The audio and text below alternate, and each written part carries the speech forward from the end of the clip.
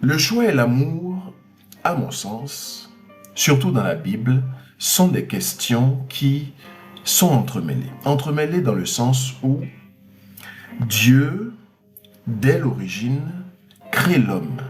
Mais il crée l'homme avec une caractéristique très importante qu'on ne doit pas négliger, qui est le libre arbitre. Par le libre arbitre, Dieu donne directement le choix à l'homme. Il lui donne le choix d'obéir ou de désobéir. Il lui donne le choix d'aller selon sa volonté ou d'aller contre sa volonté. Dieu, en commençant par Adam et Ève, et en mettant Adam et Ève dans le jardin, leur met une tentation devant eux. On peut le dire comme c'est. La tentation, c'est l'arbre du fruit de la connaissance du bien et du mal. Dieu va créer tout Éden, et ensuite dans Éden, il va placer quelque part l'arbre de la connaissance du bien et du mal. Au centre, on n'a pas oublié, il y a l'arbre de la vie. Voilà que Adam et Ève, comme on le sait, vont trahir la confiance de Dieu. Adam et Ève vont finir par trahir Dieu en mangeant du fruit qui était défendu, du fruit de la connaissance du bien et du mal. Mais Dieu ne s'arrête pas là. Dieu va ensuite, après Adam et Ève, faire beaucoup de choses. Il y a eu après Adam et Ève les humains qui ont proliféré sur la terre, le déluge, le choix que Dieu a fait de Noé. Et après Noé, Dieu va faire un choix intéressant. Il va choisir un homme qui, au final, n'avait rien pour lui. N'avait rien pour lui dans le sens où rien ne le destinait à être choisi par Dieu. Vous me voyez venir, Dieu va choisir celui qui va plus tard s'appeler Israël. Et oui, c'est un homme qui s'appelle Israël. Il va choisir Abraham. Nous avons l'exemple de ce choix-là, l'illustration, de ce choix-là dans la Genèse, chapitre 12, versets 1 à 3, que je vais vous lire maintenant. Le Seigneur dit à Abraham, parce que oui, avant de s'appeler Abraham, il s'appelait Abram. Pars de ton pays, de ta famille et de ta maison, de la maison de ton père, vers le pays que je te ferai voir. Je ferai de toi une grande nation et je te bénirai. Je rendrai grand ton nom, sois en bénédiction. Je bénirai ceux qui te béniront, qui te bafoueraient, je le maudirai. En toi seront bénies toutes les familles de la terre. Bon, il y a quelque chose que je veux que vous reteniez de ça. Mais je ne vais pas vous le dire tout de suite. Si vous avez vu là où je veux vous mener, dites-le moi dans les commentaires, parce que je vais vous lire un deuxième passage. C'est dans la Genèse, chapitre 17. Je pourrais vous lire tout le chapitre, mais bon, je vais vous épargner, je vais vous lire quelques passages dans ce chapitre-là.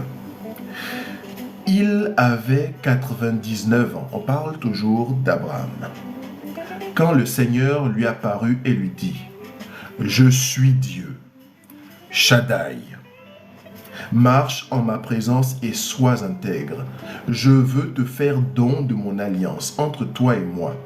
Je te ferai proliférer à l'extrême. » Abraham se jeta face contre terre. Dieu parla avec lui et dit, « Pour moi, voici mon alliance avec toi. Tu deviendras le père d'une multitude de nations. On ne t'appellera plus du nom d'Abraham, mais ton nom sera Abraham. Car je te donnerai de devenir le père d'une multitude de nations. Et je te rendrai fécond à l'extrême.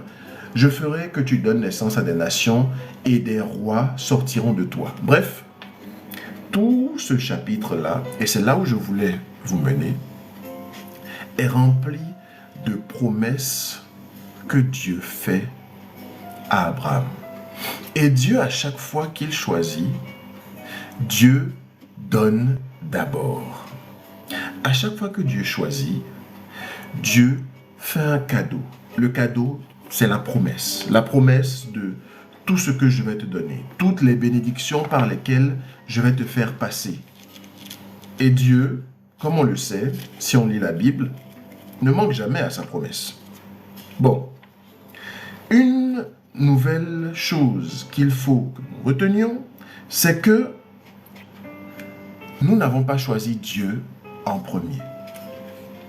J'ai écouté aujourd'hui un président de la République qui exprimait le fait de vouloir exporter la culture de son pays en disant « Quand les hommes ont découvert Dieu, quand les hommes ont découvert le surnaturel, quand ils ont créé Dieu, et du coup, ça m'a hérissé un peu les poils. Les hommes ne créent pas Dieu. C'est soit une profonde ignorance, soit un profond blasphème. Mais bon, ici, je veux exprimer le fait que l'homme ne choisit pas Dieu en premier. Si l'homme a le choix, et je vous invite à relire l'Exode, l'homme, quand il est livré à lui-même, va construire le veau d'or, alors que juste avant, Dieu le libère de l'Égypte. Dieu libère le peuple qu'il a choisi de l'Égypte. Pourtant, ce même peuple va dans le désert faire un veau d'or. Ça montre bien que même lorsqu'il y a une preuve tangible que Dieu nous aide, lorsque nous sommes livrés à nous-mêmes, nous avons tendance à aller et à divaguer. Ici, dans Psaume 65, verset 5, c'est écrit ceci. « Heureux l'invité que tu choisis, il demeurera dans tes parvis. Nous serons rassasiés des biens de ta maison, des choses saintes de ton temple. » Dieu choisit en premier, mais il ne choisit pas de manière hasardeuse. Dieu choisit pour rassasier. Dieu choisit pour donner au-delà même du nécessaire. Et comme l'exprime le livre que je viens de vous lire, le livre des psaumes, eh bien, Dieu donne de manière, comment dire, il donne sans retenue. Je vais vous lire maintenant Éphésiens 1, verset 4. Ou plutôt verset 3 à 4. Béni soit Dieu, le Père de notre Seigneur Jésus-Christ. Il nous a bénis de toute bénédiction spirituelle dans les cieux en Christ. Il nous a choisis en lui, avant la fondation du monde, pour que nous soyons saints et irréprochables sous son regard dans l'amour. Je vous avais dit en introduction que le choix et l'amour sont toujours quelque part entremêlés dans la Bible. Là, on nous dit clairement que Dieu nous a choisis, mais pas par hasard. Dans l'Épître aux Éphésiens, Paul fait une déclaration tonitruante, une déclaration qu'on n'a jamais vue nulle part dans la Bible. Il dit que Dieu nous a choisis avant même la fondation du monde en Christ. Dieu a choisi les humains en Christ, en sa parole créatrice. Et par ce choix, Dieu nous montre qu'il, depuis la Genèse, depuis même avant la Genèse, fait le choix de l'homme. Je pourrais vous citer d'autres livres, comme dans les Deutéronomes, il y a 2 passages que j'ai retenus qui parlent du peuple choisi de Dieu. Les Deutéronomes, un livre qui vient pour... désolé, je meuble pendant que je trouve le passage. Donc Deutéronome, un livre qui vient pour justement conclure le Pentateuque, les 5 premiers livres originels des Juifs, des tout premiers Juifs, est très éloquent sur le fait que Dieu a choisi un peuple. Et c'est vrai, en un sens, Dieu a choisi un peuple qu'il a libéré de la servitude. Il a choisi un peuple à qui il a donné une loi, et peuple qu'il a libéré de la servitude au préalable. Et donc, dans Deutéronome 7, verset 6, il est écrit « Car tu es un peuple consacré au Seigneur, ton Dieu.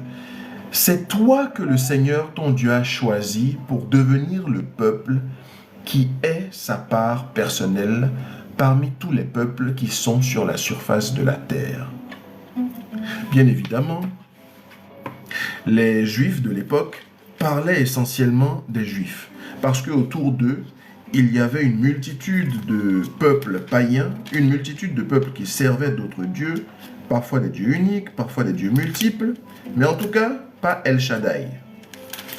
Et, pour ainsi, quand un Juif va écrire « Tu es le peuple choisi », le Juif ne pense qu'aux Juifs.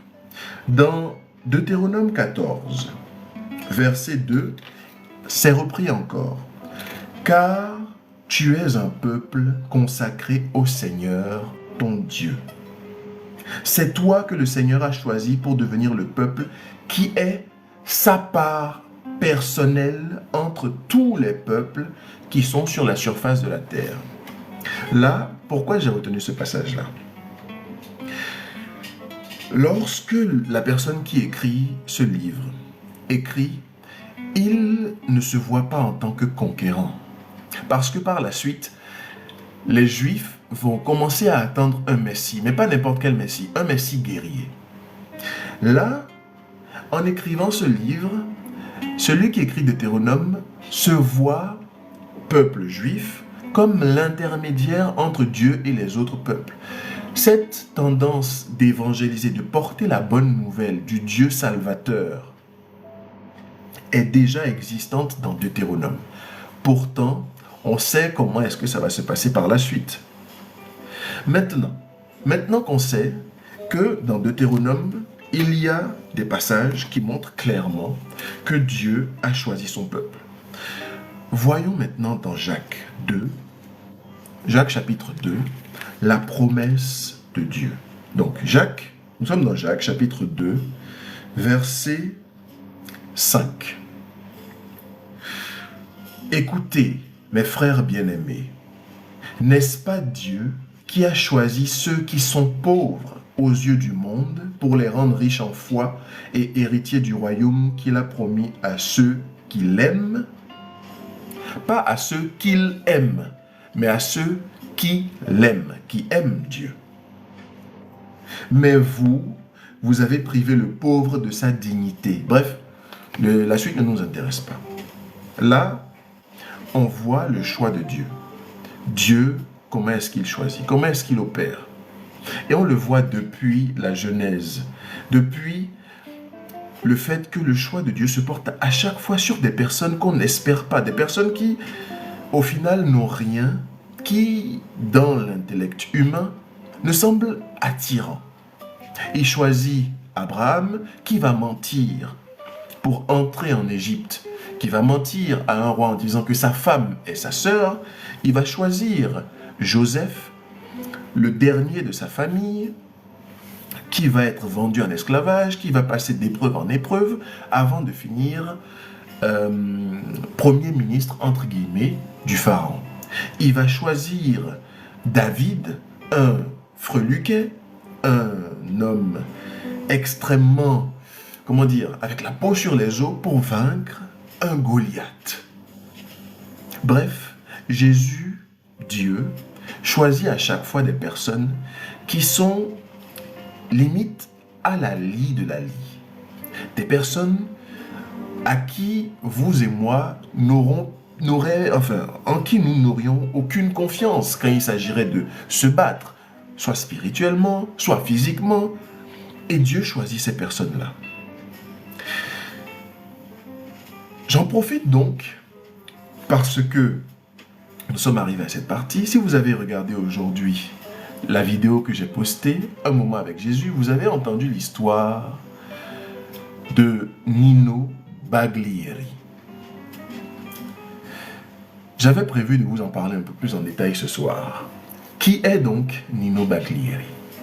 Nino Baglieri, je vais vous lire, j'ai la page devant moi, là, sur mon ordinateur. Donc si je ne vous regarde pas, ce n'est pas que je vous ignore, promis. Nino Baglieri, un tétraplégique, mais il n'est pas né tétraplégique. Il est né en 1951, en Sicile. Il a grandi dans une famille modeste où la piété populaire est fortement ancrée. À l'âge de 17 ans, il travaille comme apprenti maçon. Et en 1968, le 6 mai exactement, il fait une chute depuis un échafaudage et c'est cette chute qui va le rendre tétraplégique. Il ne peut bouger aucun membre. Si vous avez vu les tétraplégiques, ils sont juste dans leur fauteuil roulant comme ça, ils ne peuvent rien faire. Et là, Nino Baglieri, il va rentrer dans une phase sombre de sa vie. On dit en 1970, après 2 ans de soins sans espoir de guérison, Nino rentre chez lui. C'est alors que commence une décennie d'isolement, de douleur et de désespoir. De 1970 à 1980, il est dans l'obscurité spirituelle. Et là, on dit, un vendredi saint, un groupe de la rencontre charismatique catholique vient prier auprès de lui. Pendant ce moment de prière, Nino ressent un changement intérieur profond. Ce n'est pas une guérison physique, mais une conversion radicale. Il comprend que sa souffrance peut avoir un chemin de sainteté. Dès cet instant, il accepte avec foi la croix qui lui est donnée. Je veux que vous fassiez attention aux mots. Nino, en 1970 jusqu'en 1978, passe par des épreuves spirituelles où il est dans l'obscurité la plus totale. Mais en 1978, il fait un choix.